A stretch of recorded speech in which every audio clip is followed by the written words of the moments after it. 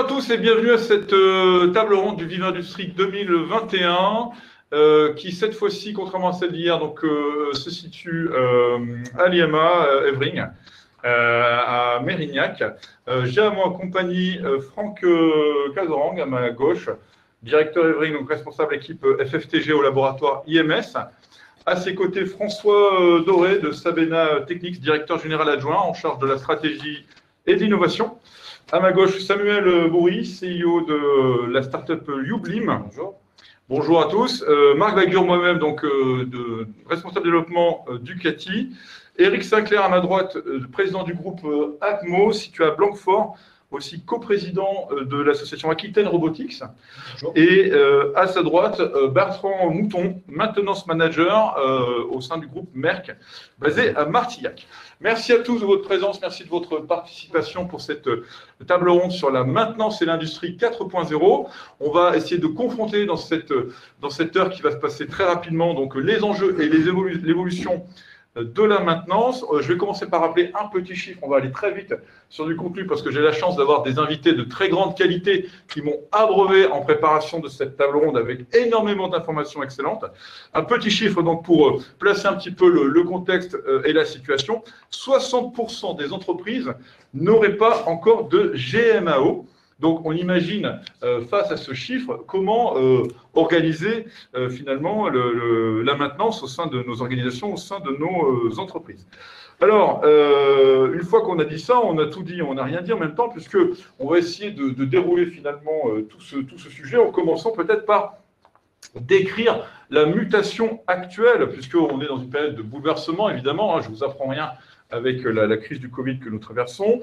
Comment décririons-nous la mutation actuelle de l'accès à la maintenance? C'est peut-être justement dans l'accès à la maintenance que les choses évoluent le plus, qu'il y a le plus d'évolution qu'on est en mesure de constater. Alors là-dessus, Bertrand Mouton, chez Merck, vous avez un point de vue absolument très intéressant. Je vais rappeler quelques éléments quand même avant que vous puissiez prendre la parole. Vous avez derrière vous 30 ans de maintenance, dont 12 dans l'agro, et 18 dans la pharma.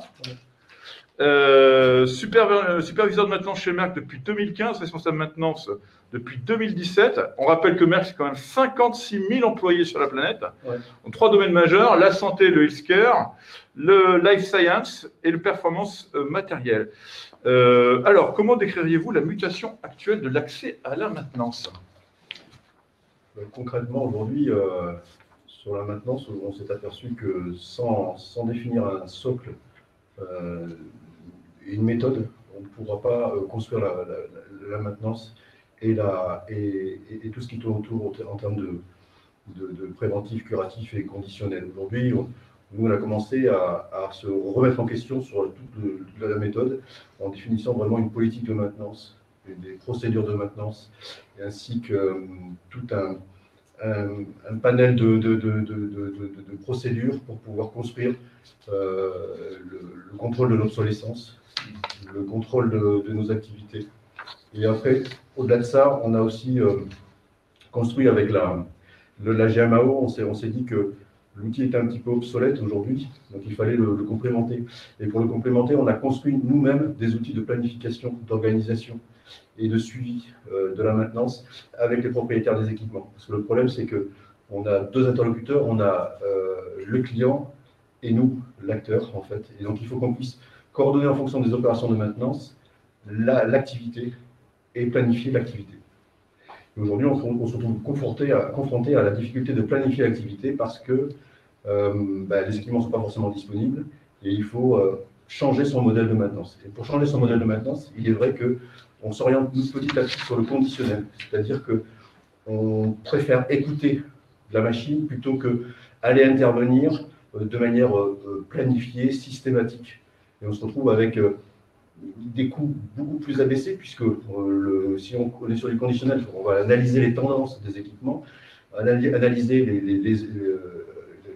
leur fonctionnement. Et par ce biais-là, je trouve qu'en passant par le conditionnel, on se retrouve plus à l'écoute de l'équipement et plus attentif à pouvoir affecter les ressources à un moment donné sur le terrain, affecter les pièces détachées au bon moment, et pas forcément avoir sur l'étagère le duplicata de la machine pour pouvoir être sûr et tranquille qu'à un moment donné, on puisse répondre aux besoins. Donc là, il faut vraiment être plus à l'écoute de l'équipement et changer son modèle aujourd'hui. Pas être dans la dépense inutile de pièces détachées qui finalement, somme toute, je vois l'exemple de la CTA par exemple, centrale de traitement d'air. On avait un systématique de remplacer les filtres tous les ans. Toute la panoplie. Il y avait 25 CTA, il y avait 3-4 filtres par CTA, il fallait changer tout ça. 30 000 euros de dépenses, 30 000 euros de dépenses, aucun intérêt. Alors qu'aujourd'hui, on écoute la CTA, delta P de filtre, et puis on se dit, ok, celui-là, vu la marge que j'ai, je peux maintenant le changer que dans 3 mois. J'ai le temps de le commander, j'ai le temps de le changer, de planifier, d'organiser, prévenir l'interlocuteur, le propriétaire.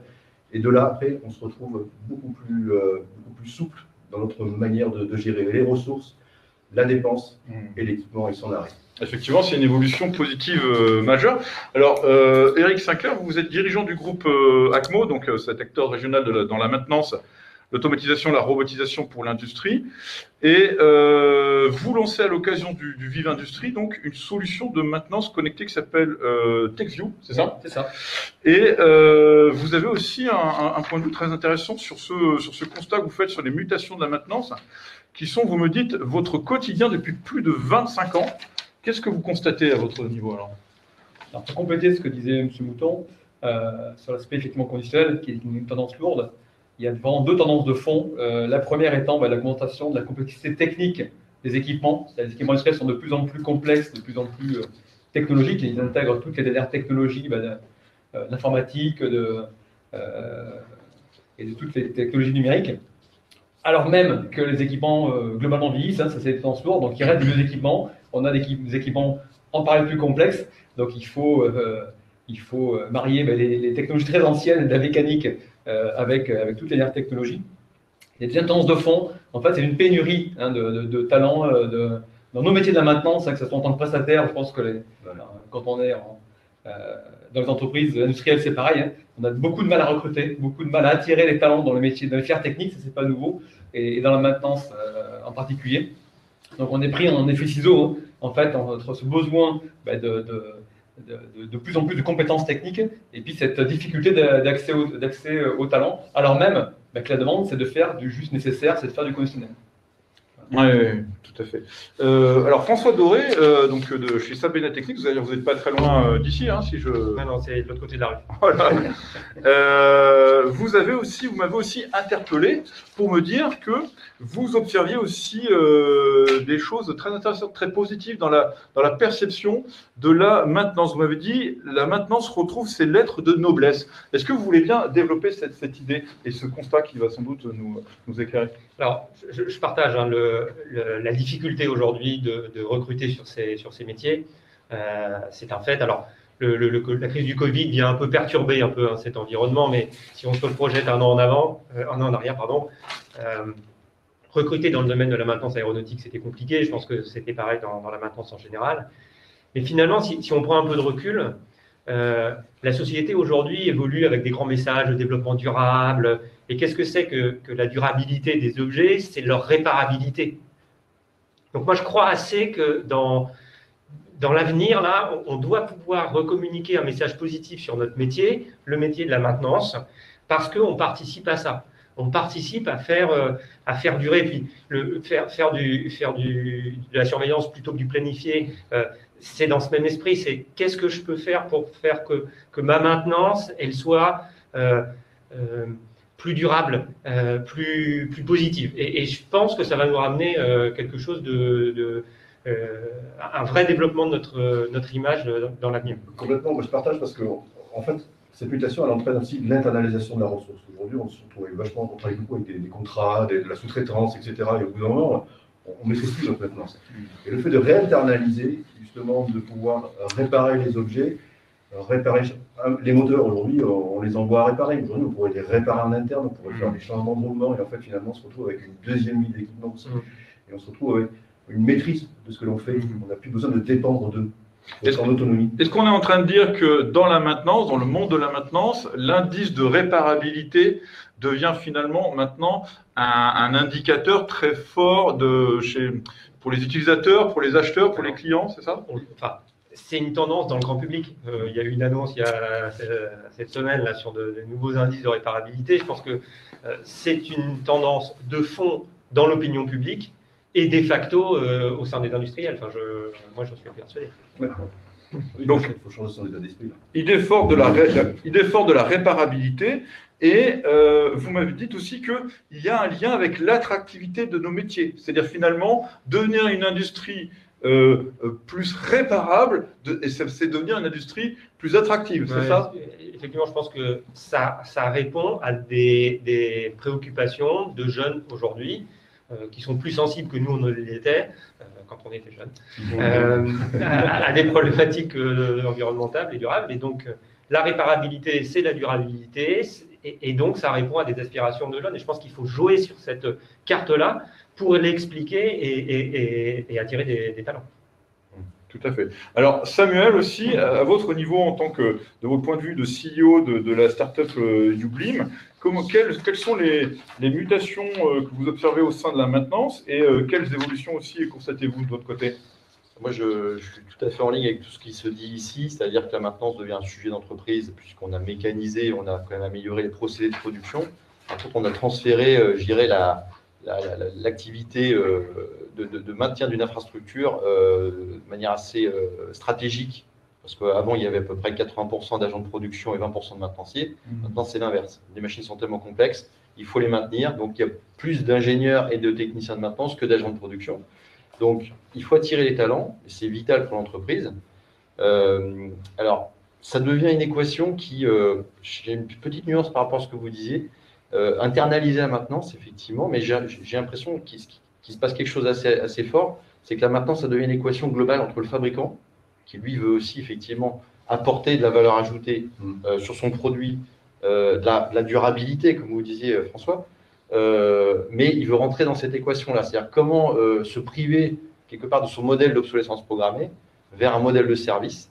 Et ça, il est associé à l'équation, hein, c'est-à-dire qu'il va vouloir vendre sûrement l'accès à de la donnée stratégique, à la vente de pièces détachées. Nous, on l'observe très clairement, hein, parce que notre solution, elle est déployée sur des produits de confort, de sécurité, et on arrive avec la notice digitalisée, le carnet d'entretien digitalisé, en fait, sur le produit.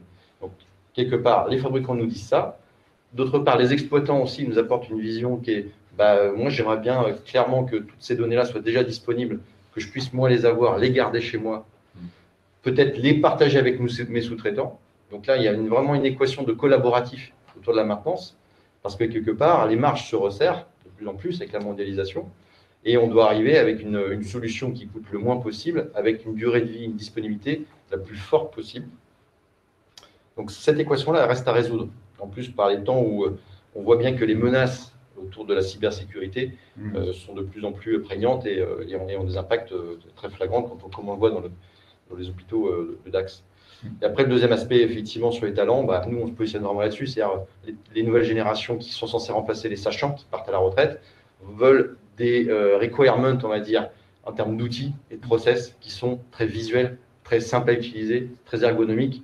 Donc, exit, je dirais, les anciens systèmes où il faut aller sur un terminal au fond de l'atelier pour aller chercher la liste des pièces détachées. Non, eux, il faut que ça soit au pied de l'équipement, il faut que ça soit visuel sur des tablettes, même sur de nouveaux devices qui arrivent, et que ça soit instantané, parce qu'ils ont quand même une volonté, c'est que c'est la génération zapping, hein, l'information. S'ils n'ont pas maintenant, ils ne vont pas rester engagés dans l'entreprise. Donc il faut vraiment arriver avec des standards qui parlent bien à ces jeunes générations qui vont quelque part déployer la stratégie de maintenance de demain. Et Oui. Peut-être pour compléter sur cet aspect attractivité. Parlez un peu plus fort, s'il vous plaît. Oui. Souvent, on constatait quand je parlais de formation en maintenance aéronautique ou formation en maintenance, pour la plupart des acteurs, c'était pas industriel, mais des futurs recrutés, c'était des formations qui allaient Bac Pro, Bac plus 2, et ils ne voyaient pas, ils ne s'imaginaient pas toute la technicité qui vient d'être évoquée, et donc le besoin d'avoir des ingénieurs en maintenance aéronautique. Et aujourd'hui, ce besoin, il est là, il existe, et il y a encore quelques éléments. Moi, j'ai eu des retours des gens où est-ce que le métier d'ingénieur en maintenance aéronautique, c'est un vrai métier? J'ai dit, mais vous imaginez, aujourd'hui, on est en train de connecter tout un tas d'informations pour faire de la maintenance prédictive. C'est vraiment un niveau très élevé dans lequel il y a de l'innovation qu'il faut mettre en place, et c'est le métier de demain. Franck Azorn de l'IMA, merci pour votre intervention. Et donc, ça nous amène aussi aux besoins des entreprises en matière de maintenance. Alors, Samuel avait commencé à évoquer un peu cet aspect-là. Et moi, j'ai envie de vous interroger finalement sur quels sont les principaux enjeux donc, liés à la maintenance au regard des besoins des entreprises.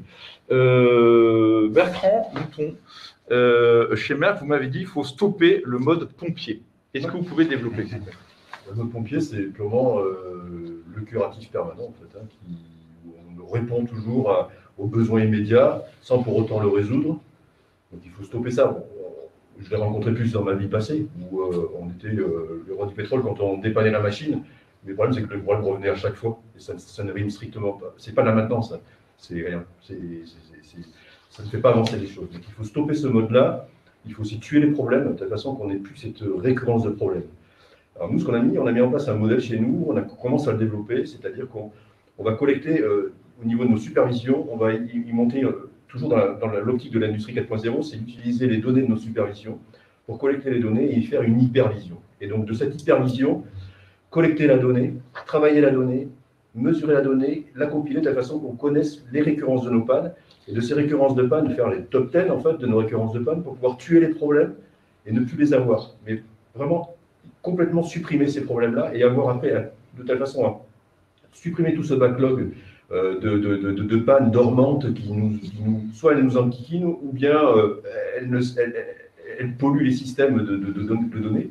Donc l'idée, c'est vraiment de structurer, de construire notre modèle sur cette hypervision, de telle façon à ce qu'on puisse après générer. En fait, il y a une équation qui se génère, c'est celle de... c'est ce que j'avais écrit la dernière fois, c'était l'hypervision plus la récurrence, plus l'obsolescence. Ça nous permettait aujourd'hui de travailler sur ces trois données-là, puisqu'en fait, au bout d'un moment, on a un équipement qui a un certain âge. Au début de sa vie, les 3 premières années, il ne se passe rien, mais tout va bien, si ça démarre tout de suite correctement, et commence déjà à péricliter. Donc là, on va commencer à analyser les récurrences, les curatifs qui se présentent de plus en plus, les alarmes qui se présentent de plus en plus, et croiser l'ensemble de ces données de telle façon à ce qu'on puisse commencer à entreprendre un modèle de maintenance sur cet équipement-là. C'est-à-dire, au départ, nous, on faisait les index d'entrée sur les équipements neufs. Aucun intérêt. Aujourd'hui, notre modèle de maintenance, on va faire les index pour analyser tous les besoins de la machine en le faisant au bout des 3 ans de cette vie d'équipement, de telle façon qu'on puisse mieux mesurer et mieux le maintenir. Et comme ça, on aura la pièce au juste instant.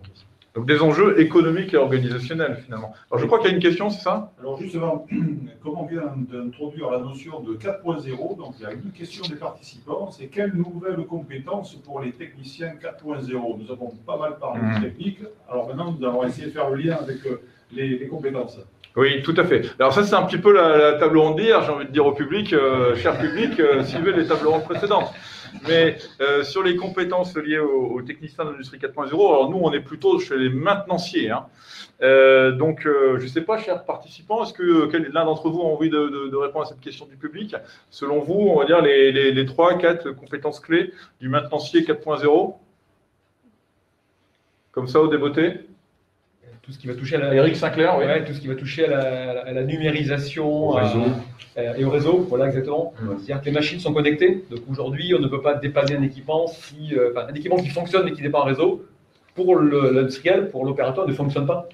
Voilà. Donc effectivement, alors, typiquement, si on prend effectivement les métiers classiques de l'automatisme, ils évoluent tous vers de l'informatique industrielle, vers du réseau. Il faut arriver à mixer ces compétences avec des technos qui évoluent très très très vite, quoi. Donc là, plus que jamais, je n'ai pas encore assisté, je n'étais pas connecté hier, mais j'irai l'avoir en replay, hein, c'est promis, sur le webinaire d'hier. Effectivement, la formation permanente, là, a tout son sens. Parce que plus que jamais, on le dit depuis longtemps, mais dans ces domaines-là, on ne fera pas sa carrière avec ce qu'on a appris à l'école.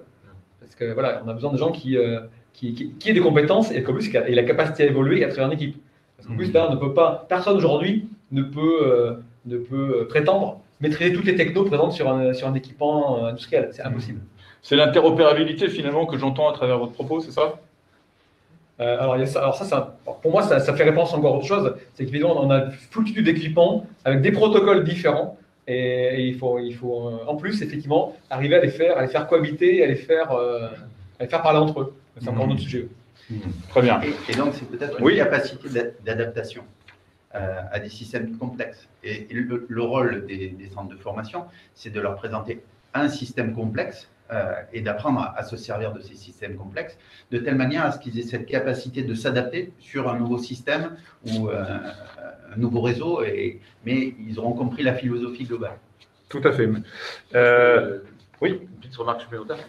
Nous, ce qu'on voit, c'est que quand on vient avec nos technologies d'industrie 4.0, l'ingénieur méthode, le responsable méthode, il devient un peu le bras digital de la mise en place de ce nouveau process digitalisé. Donc, il faut qu'il ait des notions quand même de base de données, de solutions cloud, de déployabilité sur le terrain, sur des tablettes. Bon, donc voilà, une compétence un peu digitale. Et puis, on voit aussi que les techniciens, ils évoluent, comme vous disiez, vers un métier plus de compétences pluridisciplinaires. Il n'y a plus le technicien mécanicien, le technicien électricien. Il va arriver avec des outils, un peu comme le garagiste, quoi, qui en fait branche le kit diagnostic et sait traiter à la fois la mécanique, les fluides. Ça se stratifie en fait, parce que le technicien de terrain qui va aller sur sa CTA, qui va juste prendre la donnée, etc., lui, on lui a remis ses capteurs, ses IoT, on les a remis sur la CTA, et puis il les utilise en tant que.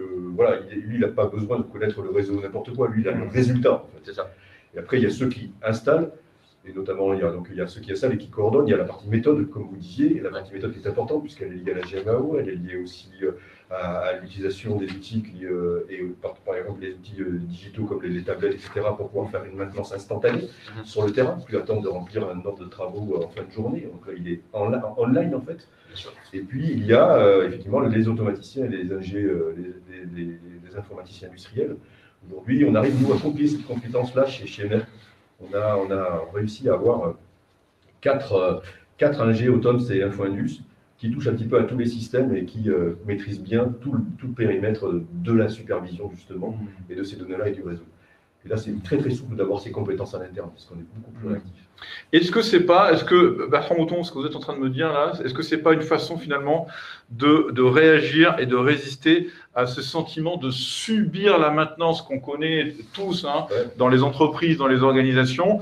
Et moi, j'ai envie de dire, avec cette table ronde là ce matin, avec ce panel d'experts que j'ai autour de moi, j'ai envie qu'on essaie de répondre à la question comment pouvons-nous les aider, ces entreprises, à dépasser cette situation, justement à éviter de subir cette maintenance. Alors, vous nous avez donné quelques clés de lecture précédemment, vous nous donnez des pistes un peu opérationnelles. Est-ce que vous pouvez aller plus loin encore? Pour moi, c'est la méthode. Si on n'a pas défini ce socle de méthode de maintenance, c'est-à-dire sa politique de maintenance, son plan de maintenance, si on ne l'a pas défini au départ, si on n'a pas les procédures de maintenance, etc., donc c'est la règle du jeu en fait. Il faut savoir qu'est-ce que l'on veut, définir, expliquer, et puis après communiquer après à nos opérateurs techniciens. Et voilà, la règle du jeu, c'est ça, il faut la respecter. Il y a un flux, il y a un périmètre bien cadré, et donc il faut donner un cadre déjà. Il faut de la méthode. Il faut, si on n'a pas les outils dédiés dans la GMAO, il faut les créer. Il faut pouvoir se donner toute la latitude pour pouvoir piloter sa maintenance. Pas subir la maintenance avec le client en face qui nous dit mais non, ça ne sera pas aujourd'hui, ça sera demain. Non, non, c'est maintenant.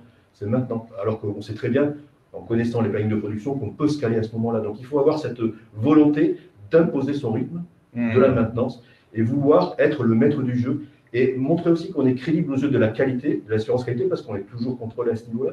Et à partir du moment où on gagne ces lettres de noblesse entre la qualité et la production, on commence maintenant il y a une forme de confiance qui se met en place. Et quand on programme une date, quand on organise quelque chose, et en disant pourquoi, les gens ne résistent plus en fait, il n'y a plus de résistance.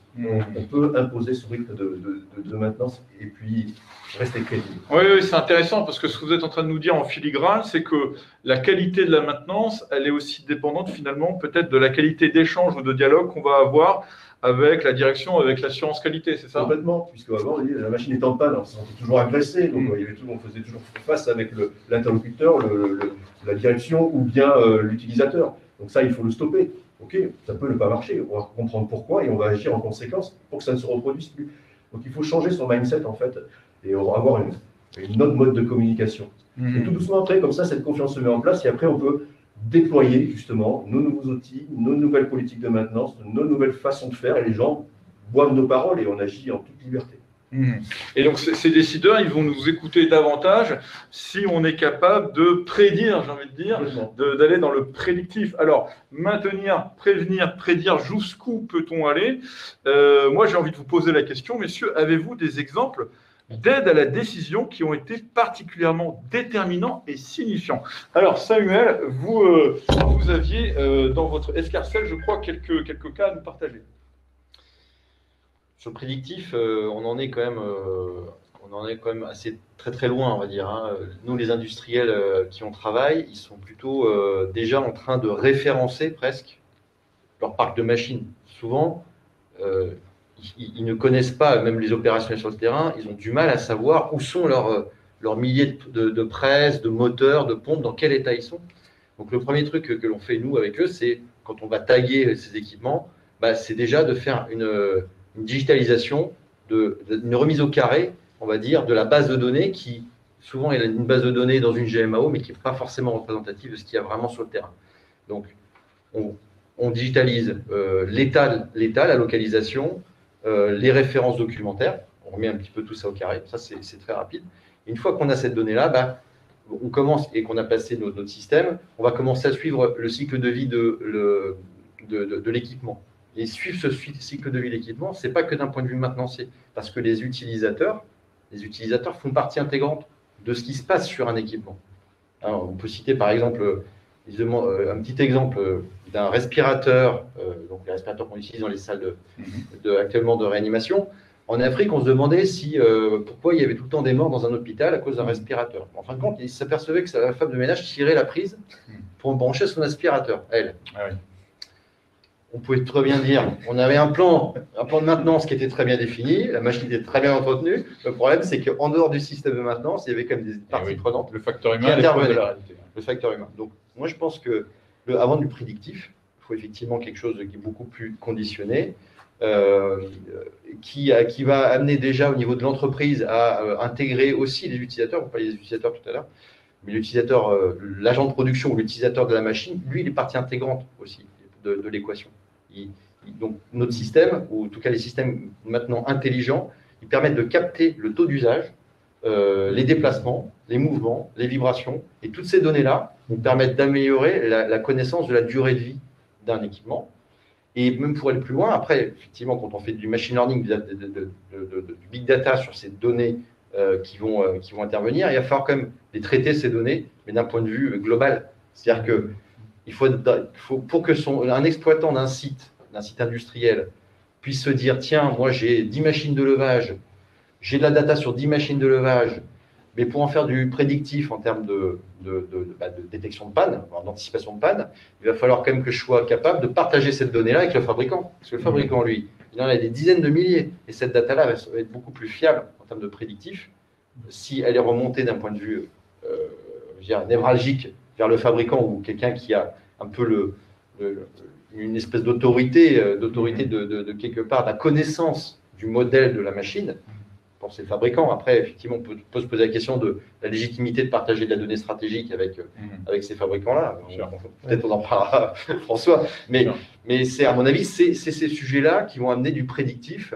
Et je pense qu'en Europe, on pourrait faire un petit peu de souveraineté au niveau de la data des données qu'on manipule d'un point de vue actif industriel pour s'améliorer déjà entre nous, quoi, au niveau. Alors François Doré, vous voulez réagir et après on a une question du public. Alors, moi, je suis d'accord avec Samuel. Hein. Je pense que le prédictif, aujourd'hui, on a les concepts, on a les idées, on a une vision de vers où on a envie d'aller en termes de maintenance. Après, opérationnellement, industriellement, je pense que c'est très disparate en fonction des secteurs et de la nature de maintenance dont on parle. C'est-à-dire qu'à partir du moment où on va avoir de la donnée en grand nombre à disposition, on va pouvoir aller vers des modèles comme ça. Mais constituer cette donnée en grand nombre, ce n'est pas facile. Tous les acteurs de la chaîne n'ont pas à l'instant T tous les mêmes intérêts. Donc, il faut d'abord franchir ces barrières. Et vraiment, je partage ce que disait Samuel, avant de pouvoir aller vraiment sur de la maintenance prédictive. Le concept est là. Je pense qu'il y a encore du travail pour y aller. Donc, c'est encore difficile de produire des exemples, finalement, de maintenance prédictive qui soient vraiment déterminants et signifiants. C'est ça qu'on est un petit peu trop avant-gardiste, là? Ça dépend, après, Ça dépend des secteurs, ouais. Des secteurs, je reparlais des secteurs tout à l'heure. Nous, on l'a lancé de manière, mode garage, chez nous, pour voir comment ça marchait. Donc, on a lancé cette étude-là. On avait toute la donnée manuelle et captée manuellement par les techniciens au niveau des delta P de filtres depuis 2 ans. Ouais. On a dit, voilà, on jette des filtres blancs. 30 000 balles, je veux dire, ça n'a pas de sens. On arrête ça. Je veux dire, on arrête ça. Maintenant, on va regarder nos analyses de tendance et puis on s'est dit, voilà, mon filtre, par rapport aux données constructeurs, je peux aller jusqu'à tel taux de colmatage. Très bien. Et à partir de ce moment-là, on a mis en place cette maintenance conditionnelle, mais très, très garage. Hein, c'est-à-dire que on faisait nos mesures nous-mêmes de delta P, il n'y avait pas d'IoT encore, et puis après, on l'a collecté. Et puis dans la GMAO, on avait mis un seuil de déclenchement d'ordre de travail à partir du moment où on arrivait à la valeur de colmatage pour le remplacement du filtre. Donc on faisait l'IoT humain en fait, concrètement. Et donc ça marche, on a changé nos procédures. Là, on change notre GTC d'ici fin 2021, la coquille sera finie, puis 2022, ça sera opérationnel. Donc ça veut dire qu'on pourra, fin 2022, migrer et installer tous les IoT sur nos CTA. On en a, 2022, on en aura à peu près une quarantaine, pour pouvoir gérer delta P, vibration. Je pense que déjà, c'est un bon début. Et derrière, on aura toute cette maîtrise-là sur le nouvel outil de la GTC. Et les alarmes se déclencheront automatiquement. Et le rêve, c'est d'avoir l'alarme associée à l'OT, dans la lampe de travail, dans la GMAO. Mais ça, bon. C'est un horizon. C'est un horizon. Alors, on prend une question du public. Alors, j'ai plusieurs questions qui gravitent autour quand même de l'opérationnel. Alors, je vais vous les livrer en vrac et puis après, vous allez y répondre. Est-il pertinent de parler de maintenance prédictive pour des petites structures du style coût versus perfo? Quid de la maintenance de premier niveau, puisque nous avons parlé beaucoup de prédictifs, mais bon, voilà. Il y a des interrogations là-dessus. Et alors, tout à l'heure, nous avons beaucoup parlé de méthode, et je pense que c'est bien compris de la part de notre public. Mais la question, c'est qu'en est-il, une fois qu'on a la méthode, qu'en est-il du partage de cette connaissance avec les acteurs opérationnels qui sont, eux, sur le terrain? Voilà. Oui. Donc, voilà, il y a ces trois axes, chacun en prend un. Alors, on a trois questions en un. Je vois que quand on donne la parole au public, ils sont saisis, c'est très bien, tant mieux. Ça veut dire qu'on a un public présent, réactif et participatif. N'hésitez pas à nouveau à nous poser des questions. Alors, j'entends finalement ce choc un peu de rationalité ou de raisonnabilité qui veut nous dire que le prédictif n'est pas à la portée des PME. Alors déjà, on était peut-être en train d'évoquer ici. Oui, allez, Eric, on vous écoute. Voilà, nous, on est prestataire en maintenance et on travaille pour tout type de structures, des grandes, des petites. Et l'outil qu'on lance là aujourd'hui sur justement des TechView, là, merci, sur la maintenance connectée, a justement pour vocation à rendre ça accessible. C'est-à-dire qu'on n'a pas une approche, je dirais, big data, on va collecter des gigas, des terras, des pétas de données, et puis on verra bien ce qu'on en fait. On parle, comme disait Bertrand tout à l'heure, de ce qu'on sait faire, de notre domaine d'expertise, dont on se rend compte que finalement, il faudrait l'apporter au quotidien, il faut le connecter. Et on va essayer de connecter. Et aujourd'hui, les technologies nous permettent d'avoir cette connexion à moindre coût. C'est là l'intérêt de l'évolution, avec les réseaux sans fil. On va mettre un capteur pas très cher, juste nécessaire, collecter juste les données nécessaires. Mais pour faire simple, en fait, c'est compliqué. Voilà. Il faut être expert pour collecter des choses simples. Et avec ces choses simples, l'idée, c'est d'apporter de la valeur. Et effectivement, on essaie de déployer un modèle qui le rend accessible à tout type de structure. Et surtout d'apporter une info globale. C'est-à-dire qu'on ne voit pas un capteur, voilà, pose le capteur, débrouille-toi. Voilà, avec le capteur comme prétexte pour délivrer une information qualifiée. De dire, voilà, j'ai posé un capteur, là il se passe ça. Il se passe ça, je préconise de faire ça. Voilà. Aujourd'hui, la techno doit être au service de l'opérateur, de l'utilisateur. Ça rejoint notre question. La techno doit délivrer une information qualifiée et compréhensible. Parce qu'avoir des graphiques ou des transformés de Fourier d'analyse vibratoire, ça ne parle à personne, sauf aux experts. L'expert est au service de l'opérationnel. Donc c'est ça qu'on essaie effectivement de... Donc, réponse au public, que vous soyez une petite ou une grande entreprise, il y a des outils pour vous qui vous permettent d'appréhender votre maintenance de façon plus efficace, et ils sont disponibles et ils existent. Donc ça, sur le lien maintenance perfo, alors c'est peut-être quelque chose qu'on va traiter après dans le déroulé de la table ronde. Sur le partage de la connaissance, sauf si quelqu'un veut me corriger immédiatement, voilà. Sinon, sur le partage de la connaissance, ça avait déjà commencé à être évoqué, je crois un peu entre Samuel et François. Est-ce qu'on peut nous préciser la question On va le demander. D'accord. Alors, dans ce cas-là, on va enchaîner avec l'idée de rendre, de permettre d'accéder plus facilement à l'expertise, puisque c'est un enjeu, et finalement, on n'a même pas besoin de répondre à la question pourquoi, parce qu'on sait tous quelle réponse lui donner, c'est plutôt comment permettent d'accéder plus facilement à cette expertise. Et j'aimerais rappeler justement que pour faire suite aussi à cette idée de maintenance prédictive, Franck Azaran, vous m'avez signalé qu'au sein d'Evring, vous avez un laboratoire de maintenance prédictive. Est-ce que vous pouvez nous en dire un peu plus? Alors, l'Université de Bordeaux a plusieurs laboratoires de recherche. Parmi ceux-là, il y a le laboratoire IMS. Et il y a vous pouvez parler un peu plus fort. il y a des chercheurs qui travaillent justement sur ces aspects maintenance prédictive parce que effectivement, on constate que plus ça va, plus les machines sont instrumentées, ont des capteurs, alors c'était quelque chose qui existait déjà dans les avions avec les building test equipment où le système donne son état de santé. Mais l'idée, c'est que chaque système va donner son état de santé. Et toute cette donnée, aujourd'hui, elle remonte petit à petit sur les réseaux. Et vous qui êtes gestionnaire, par exemple, de parc machine, vous pouvez avoir 10 entreprises qui utilisent la même machine. Chaque entreprise a sa propre information, mais vous avez l'avantage d'avoir l'information sur les 10 entreprises. Et de cette exploitation-là, vous pouvez avoir quelque chose qui peut être plus pertinent, peut-être en couplant avec d'autres informations. Peut-être des aspects température, peut-être des aspects de taux d'hygrométrie, peut-être des aspects facteurs humains. Tout à l'heure, on avait un exemple. Moi, je me rappelle de gens qui travaillaient sur des tables de découpe. Les tables de découpe tombaient en panne en Angleterre. Pourquoi? Parce qu'en fait, en Angleterre, à 5 heures, ils appuyaient sur l'arrêt d'urgence pour aller prendre le thé à 5 heures. Et ça, c'est un facteur humain. Le thé ou la bière. Et il n'y avait pas de capteurs à l'époque. Alors qu'aujourd'hui, toutes ces données-là qui remontent peuvent être exploitées et d'identifier. Et donc, il y a un travail finalement d'analyse important. On a besoin à la fois de gens qui ont des compétences sur les statistiques, les mathématiques, en fait le domaine de l'automatique, mais on a aussi besoin de gens qui ont une compréhension du système, c'est-à-dire des maintenanciers. Et la compréhension système pour aller passer d'une analyse statistique à un sens qu'on va pouvoir donner et exploiter. Et ça, en fait, c'est des concepts qui se développent dans les laboratoires à travers de thèses, et ces thèses se font dans le cadre de partenariats industriels, donc on a des thèses CIFRE, et donc nous avons un certain nombre de collègues qui travaillent sur ce sujet-là. Et le rôle de l'Institut, c'est aussi d'être un lieu d'échange et de co-innovation, c'est comme ça que vous le dites? Aujourd'hui, c'est l'exemple même.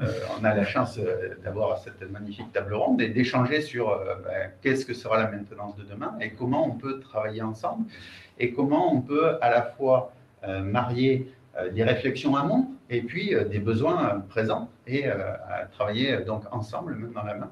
Et c'est le rôle de l'Institut qui est d'être un lieu d'échange et de partage et de co-innovation. C'est aussi un peu le rôle de l'État. L'université, c'est l'État, et c'est donc un moyen d'accompagner les entreprises pour rester des leaders du secteur, si on veut continuer à exister dans le monde.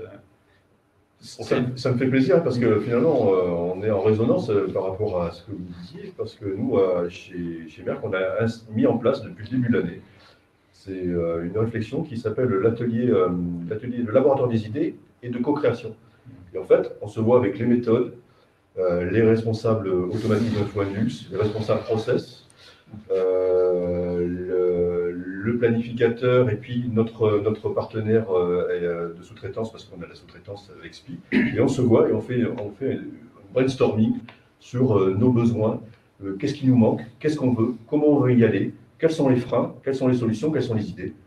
Et derrière, ça bout pendant 2 heures, et puis on ressort après de manière hiérarchique, parce qu'on s'était défini une méthode, et grâce à SPI, on a une méthode bien ciblée au post-it à l'ancienne, ça marche super bien, et après on vient identifier des sujets bien clés, bien importants, et c'est comme ça qu'on a édifié en fait notre maintenance ces derniers temps par rapport à analyser la récurrence, analyser l'obsolescence via la remontée des données. Donc là on est en train de construire de manière structurée cette hypervision, et puis le côté construction de KPI en utilisant les outils 365 avec Power BI, Power App, etc. Et on construit comme ça des KPI et du visuel que l'on partagera après derrière avec nos techniciens.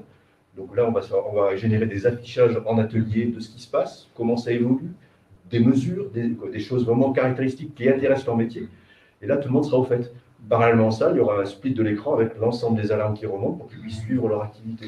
Donc on est vraiment dans un partage Mais il faut bouillonner, il faut envoyer pour qu'on puisse aujourd'hui être prêt. Et est-ce que l'information est partagée au-delà d'entreprise, je veux dire, avec des fournisseurs ou des sous-traitants? Est-ce que vous Là, il y a SPI en l'occurrence, mais aujourd'hui, c'est encore naissant tout ça. Hein. Ça date de début d'année, cet atelier, fin d'année, début d'année. Mais ce qu'on cherche à faire aujourd'hui, c'est vraiment se structurer. Avant d'en parler aux autres à l'extérieur, sauf aujourd'hui, c'est être sûr de ce que l'on veut et être vraiment, je veux dire, crédible dans notre propos. Bien sûr. On va commencer à le vendre à la direction. On fera certainement un site tour avec les entreprises Merck sur le territoire. Et puis on ira vendre cette méthode de maintenance, en fait, de comment aller vers le 4.0. Bien sûr. Samuel, vous voulez réagir? Je rebondis parce qu'en fait, les ETI, les PME, en fait, n'ont pas le moyen forcément d'investir dans les outils de prédictif. Mais par contre, elles entament des démarches de data visualisation pour passer d'un état d'incompétence inconsciente, c'est-à-dire on ne sait pas, en fait, on ne sait pas ce qu'on ne sait pas faire, hein, à une notion d'incompétence consciente. C'est-à-dire en visualisant cette donnée, ils commencent à se dire ah ben oui, effectivement, on n'avait pas vu ça. On arrive à avoir des données qui concourent en disant sur ces aspects-là, on n'est pas bon. Et après, elles agissent, c'est-à-dire qu'elles mettent en place des processus qui vont être de plus en plus automatisés et qui vont aller vers la robotisation, l'automatisation, du partage de connaissances avec les sous-traitants qui vont réduire un peu leur plan de méthode. Et ça, c'est effectivement de manière partagée avec au moins les prestataires, voire les clients d'ailleurs. Comme ça peut impacter les clients. Donc c'est l'accès à l'expertise métier, quelque part. Éric Sinclair, sur cette question de l'accès à l'expertise métier, des conseils opérationnels, des nouvelles technologies, vous vouliez me parler de la plateforme, de votre plateforme connectée TechView, dans la mesure où elle pouvait permettre un accès plus facile à l'expertise, c'est ça? C'est ça. Vous pouvez développer un peu l'idée? On a déjà parlé, et en fait, je vais l'illustrer sur un des éléments, une anecdote qui m'a fait prendre conscience de la valeur en fait qu'on peut avoir là-dedans. On n'est pas une entreprise historiquement, on est des mainteneurs. Hein. On n'est pas de la nouvelle économie, on n'est pas une start-up, voilà. Et qu'est-ce qui a fait qu'on a dit on a notre place là-dedans. Par hasard, hein, au café, donc un haut lieu de la réflexion stratégique. La douche. La tireuse à bière. La douche, pour l'instant, je resterai discret. Non, mais moi, sur le café, une conversation. Un client, donc un équipement dont on a une grande expertise, souvent, comme les maintenanciers, hein, au fil du temps, acquiert une extrême expertise de l'outil et du process, qui va bien au-delà, souvent, de celle du constructeur, dans la durée. Ça, c'est tout à fait possible et c'est assez souvent. Et en tout cas, complémentaire, parce que le constructeur connaît ce qu'était sa machine au départ, et souvent, le mainteneur ou les équipes de maintenance connaissent la façon dont elle vit, et c'est eux qui la connaissent le mieux. Et donc, cette conversation, on explique qu'un client avait jeté une pièce parce qu'il y avait un défaut de process, mais qui coûtait des dizaines de milliers d'euros. Et il nous a appelé le lendemain. Et en fait, on avait telle capacité de se connecter, de récupérer ces données, et de dire, bah oui, c'est évident, il s'est passé ça à tel moment. Si c'est dommage, si j'ai été connecté une demi-heure avant, je voudrais sauver la pièce. Et là, je prends un recul, je dis, en fait, on sait se connecter, on l'a fait. On sait analyser la donnée, c'est ce qu'il y a dedans. Les signaux avant-coureurs que l'opérateur ne sait pas interpréter, nous, on savait les interpréter. Mais en fait, là, on est capable d'apporter de la valeur. Donc maintenant, il faut construire toute une offre, toute une chaîne de valeur, et proposer un service qui n'est pas celui que l'on propose habituellement. Donc c'est ça qu'on va apporter. C'est comment connecter l'expertise, la juste expertise, pour apporter un conseil réel, pas dire il se passe quelque chose, il y a un problème. Alors ça, je dirais, c'est quelque chose qui peut répondre aux besoins des PME aussi ou... Et oui, parce que les PME n'ont pas par nature, moins de diversité d'expertise, moins de connaissances. Donc, et ils ont pour autant des équipements de plus en plus sophistiqués. Ils ont les mêmes niveaux d'équipement, d'investissement, de technologie que des grandes sociétés. Donc, effectivement, il faut leur apporter ce service clairement. C'est ce qu'on vise à faire, effectivement, en mettant des morceaux d'expertise par petits bouts, et on parle de manière très pragmatique, des choses que l'on connaît. On ne cherche pas à tout capter, à tout voir. Et par contre, sur ces domaines-là qu'on connaît, dont on le sait qui sont pertinents et qui sont opérationnels, on va apporter quelque chose. Et je compléterai en disant qu'on essaie aussi de réfléchir pour aider nos clients, dire voilà, non seulement, c'est pas uniquement ça va vous coûter quelque chose, mais en fait, c'est d'apporter directement comment ça va vous rapporter. Et surtout d'un point de vue qui va au-delà de la maintenance, parce que la maintenance, c'est toujours un coût. D'accord, je pense qu'on peut être d'accord, là on est du même côté. Voilà, maintenant c'est vu comme un coup. Sauf qu'on sait intuitivement que mais c'est plutôt intuitif ce que la maintenance peut apporter, mais souvent c'est mesuré ailleurs. C'est la perte d'exploitation. Donc l'idée, c'est comment d'arriver à démontrer qu'effectivement ce prédictif peut apporter une économie globale. Alors on le sent, quand on dit la maintenance, on le sent, on le pressent, on a intuition. La question c'est comment on peut arriver à le démontrer effectivement à un directeur financier ou un directeur industriel. Est-ce que vous pensez que ce type de démarche de développement de produits, de solutions, est-ce que c'est quelque chose aussi qui va permettre d'attirer de nouveaux talents pour la maintenance de demain? Est-ce que vous l'avez pensé aussi avec cette idée en arrière-pensée? Alors, oui, alors nous c'est le cas, puisqu'en fait, on fait ces développements avec des gens issus du métier, qui ne sont pas des informaticiens de formation. Bon, il est évident que ça redore un peu le blason, je dirais, de la maintenance, qui a toujours, je pense que vous le disiez, le côté mécano avec la molette, voilà, qui est toujours faire attention. C'est-à-dire qu'en fait, la maintenance, c'est un métier de terrain. Voilà, je dirais, et surtout, la maintenance, c'est une approche pluridisciplinaire. C'est-à-dire qu'un mainteneur ne doit pas se définir comme mécanicien, automaticien, hydraulicien, informaticien. Il a une approche système. Voilà. Et finalement, c'est ça qui va permettre de le revaloriser. Et puisqu'on parle de revalorisation du métier, là, je rejoins tout ce qu'il dit tout à l'heure sur l'aspect durabilité. C'est que l'intérêt en maintenance, quand on répare quelque chose, en fait, et dans cette quête de sens qu'il y a aujourd'hui, on voit ce qu'on fait. Voilà. On part de quelque chose qui ne marchait pas et on arrive à quelque chose qui marche. Et ça, je pense qu'en termes de satisfaction, quand on a d'avoir le résultat de ce qu'on fait, là, il est immédiat. D'accord. Alors, je vois qu'on a une question du public. Alors, justement, pour rebondir sur ce que vient de dire Eric, une question. Recrutement des talents en entreprise. Il est déjà difficile de faire venir les jeunes bacheliers dans nos organismes de formation. La maintenance n'est pas dans le vocabulaire des lycéens. Comment les faire rêver? Alors, on va essayer de répondre à cette question très rapidement. Parce que le temps passe. Et quelqu'un pour se lancer? Comment faire rêver les jeunes? J'ai une expérience qui n'a pas pu se faire à cause du Covid, mais j'avais été convié dans des lycées techniques pour au moins partager les démarches, partager l'activité, essayer d'évoquer ce qui se passe et de concrétiser un petit peu notre activité, puisqu'en plus, là, chez Merck, c'est un peu particulier. Il n'y a pas de chaîne avec des convoyeurs. Hein. C'est un peu plus compliqué que ça, mais il y a un moyen, je crois qu'il faut aller vers les gens à un moment donné. Et c'est vrai qu'il y a toujours des forums, il y a des salons, des machins. Aujourd'hui, c'est en train de changer cet aspect-là. Il faut peut-être qu'on se déplace ou bien qu'on partage autrement. J'ai des instituteurs qui sont venus, des profs techniques qui sont venus chez nous. Et ils sont fans de ça parce que ça leur manque. En fait, il y a ce fossé de communication et d'échange et de vraiment. C'est bien le lycée ou la partie technique, l'enseignement, mais il y a toujours cette théorie, cette pratique et la réalité entre la réalité terrain et la réalité, ce qu'on propose à l'école. Je pense qu'il faut se déplacer. François Doré, oui, de Sabena Technics. Je pense qu'il faut être clair aujourd'hui sur le fait que ce sont des métiers qui sont en pleine transformation. Enfin, on n'a rien à envier à la transformation digitale d'autres secteurs. Traverser la route, venez voir, nos mécaniciens travaillent avec des iPads. On est dans un environnement qui est un environnement tout à fait valorisable aux yeux des jeunes générations. On a des gens qui sont nés avec des smartphones dans la main, et c'est leur outil de travail de demain, voire même d'aujourd'hui. Donc, je comprends la question, je comprends la remarque. Je pense que ce type de table ronde, il est aussi fait pour passer ce type de message.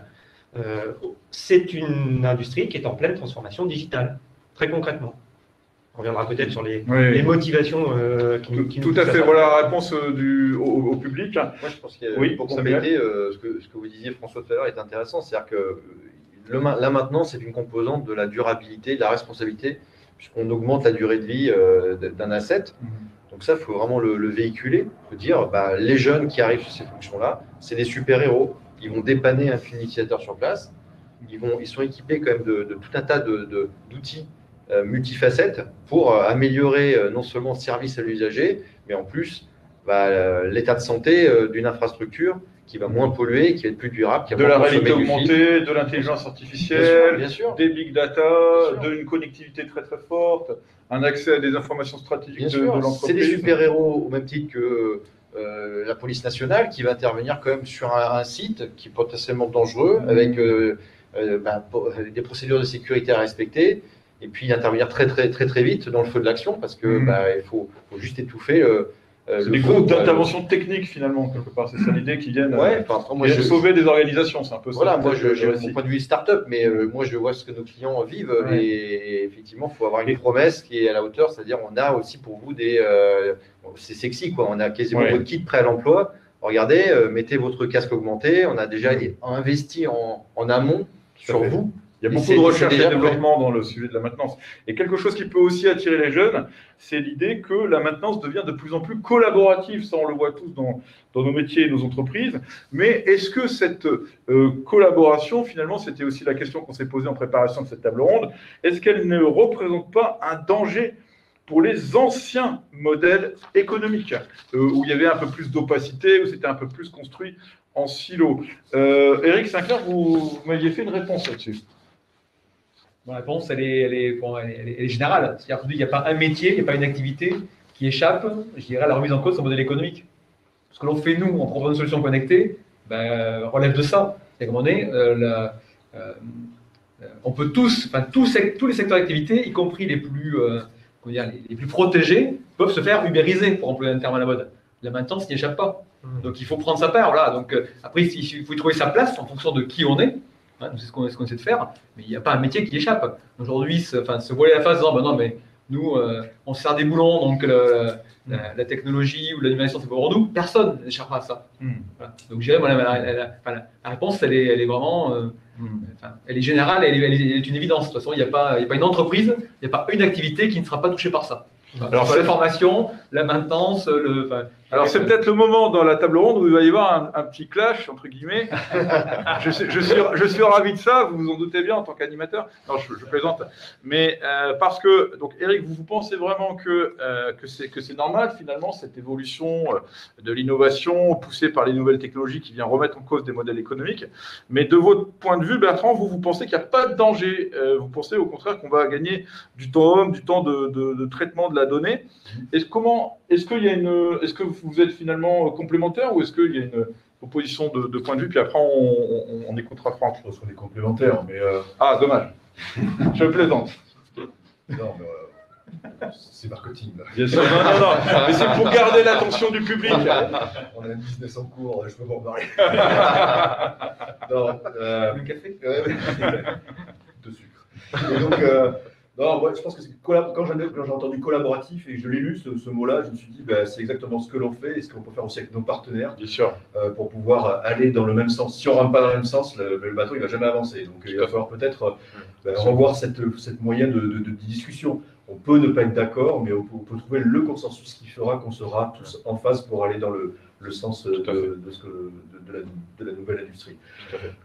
Donc non, moi je ne suis pas inquiet là-dessus. Et effectivement, ça va remettre en question d'un point de vue...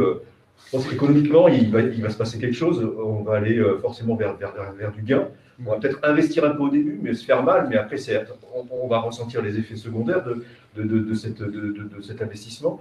On va lisser nos opérations, passer moins de temps sur le terrain à peut-être faire pas grand-chose finalement, à éteindre des incendies, comme je disais tout à l'heure. Et peut-être on va être à un moment donné sur une maintenance beaucoup plus souple, beaucoup plus linéaire. Je pense tout le monde sera gagnant. En fait, c'est du gagnant-gagnant là-dedans. La direction, nos patrons, ça sera la partie financière. Nous, on va gagner du temps, on va passer plus de temps au bureau, on va rien foutre, ça va être super bien. Non, je rigole, mais c'est vrai. En fait, c'est tout le rêve du maintenancier, c'est de rester et de voir que tout va bien. Mais ça n'arrive jamais. Bien sûr.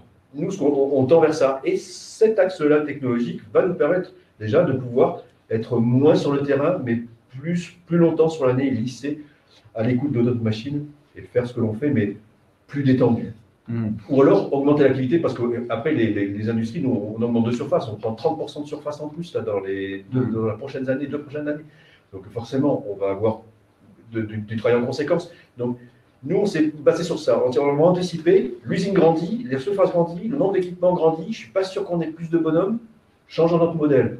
Par ce biais-là, ça sera que du bonheur. Donc finalement, tout est entre guillemets normal. La seule façon de perdre dans cette situation, ce serait finalement de rien faire, de ne pas s'engager dans des projets de transformation, de ne pas profiter finalement des bénéfices de ces nouvelles. Le train maintenant, c'est mort. Pour moi, l'industrie va au clash. Rester sur les modèles. J'entends, il n'y a pas de GMAO, 60% d'industrie n'ont pas de GMAO, catastrophe. Si on est toujours dans le mode curatif et un peu de préventif, il n'y a pas de GMAO, il n'y a déjà pas de préventif, c'est que du pompier, ça ne marchera pas. On va se prendre le mur. Donc il faut vraiment revoir son modèle pour que demain on soit prêt à être acteur de la maintenance et maître de la maintenance, pas la subir. Maître de la maintenance et ne pas la subir. On arrive bientôt au terme de cette table ronde, on est sur les 5 dernières minutes. Franck, vous vouliez réagir tout à l'heure? Oui, en fait, je pense que le gros challenge, c'est d'arriver à partager les données de différents clients. C'est-à-dire que pour pouvoir faire des choses pertinentes, l'économie de demain, c'est le traitement de la data et à partir de ces informations-là, être capable de dire, vous m'avez donné de la data, j'ai un certain nombre d'autres partenaires qui m'ont donné de la data, je vous garantis la confidentialité de ces données et je suis capable, à partir de cette collection d'informations, de vous dire, voilà, sur cette machine-là, dans 2 mois, vous allez avoir une panne et il faut prévoir un plan de maintenance. Et c'est peut-être le plus gros challenge qu'il y a quand on parlait d'aspect silo ou d'aspect collaboratif. Et ça, c'est vraiment comment on est capable d'anonymiser la donnée. C'est-à-dire que c'est de la donnée, vous avez une information, mais vous n'allez pas forcément dire aux concurrents, ils vont avoir un problème sur leur machine là s'ils font rien, etc. Et si on reste sur l'ancien modèle, c'est je paye tous les mois pour pouvoir avoir un plan de maintenance et je maintiens, ça coûte cher, c'est pas bon pour l'environnement, je vais faire des dépenses inutiles. Donc, en fait, moi, j'y crois plus à ce modèle-là. Et c'est un peu souvent, quand Internet a commencé, on s'est dit, mais où est le modèle économique? On ne paie rien. Je vais aller chercher sur Internet, vous ne payez rien. Mais il y a bien un moment où il y a une économie derrière. Et l'économie, c'est l'économie de la donnée. Et la révolution Internet, on est en train de la voir se dupliquer dans le secteur de la maintenance parce que, en fait, là, finalement, la valeur, elle est dans la donnée et dans le traitement intelligent de la donnée et la restitution de manière intelligente avec des outils adaptés. Tout à fait. Alors, on va faire une synthèse conclusive collaborative, puisqu'on a parlé de collaboration. Et donc, je vais essayer de vous inviter à me dire ce qu'il faudrait, s'il y avait vraiment une chose à retenir sur la maintenance pour l'usine du futur, en 2 ou 3 phrases, voilà, chacun, de quoi s'agirait-il?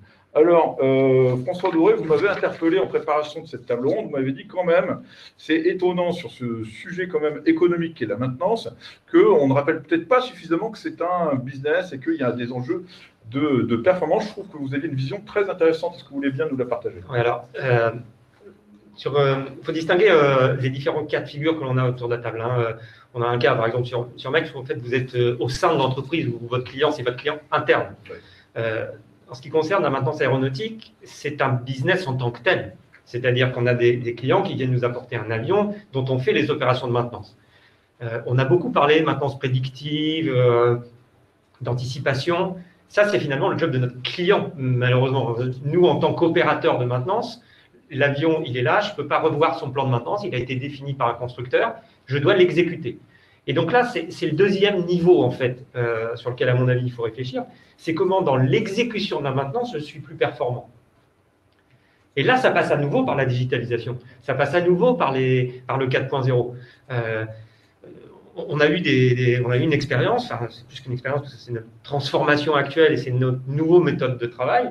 Comment je fais, et on va retrouver tout un tas de mots que l'on a évoqués, pour mettre en collaboration mes différents acteurs autour d'un chantier de maintenance aéronautique. Donc, la maintenance autour d'un 350, c'est 50 personnes en parallèle. Comment est-ce que ces gens-là interagissent entre eux pour mieux collaborer et être plus efficaces? Moi, ce que je veux dire, c'est que mes concurrents, c'est des concurrents asiatiques. C'est-à-dire que autant la machine chez Merck, on ne peut pas l'emmener pour être maintenue ailleurs que l'usine. Moi, l'avion, il vient ici ou alors il va en Chine. Donc, un des enjeux qu'on a, qui est fort aujourd'hui, c'est de faire une maintenance qui est économiquement pertinente. Vous savez, c'est échappé à personne que le taux horaire, il est plus important en Europe et en France qu'il ne l'est en Chine. Et notre transformation digitale, elle doit nous permettre de regagner ces points de productivité et de performance pour gagner des business en France, pour pérenniser des emplois en France.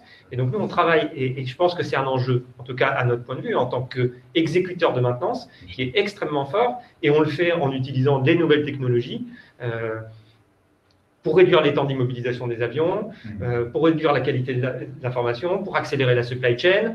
Voilà, tout ça, c'est les outils qui vont rendre la maintenance aéronautique plus performante demain. Super. Allez, pour conclure, une dernière phrase, Samuel, si on devait retenir une chose sur la maintenance et l'usine du futur, en une phrase, pour conclure.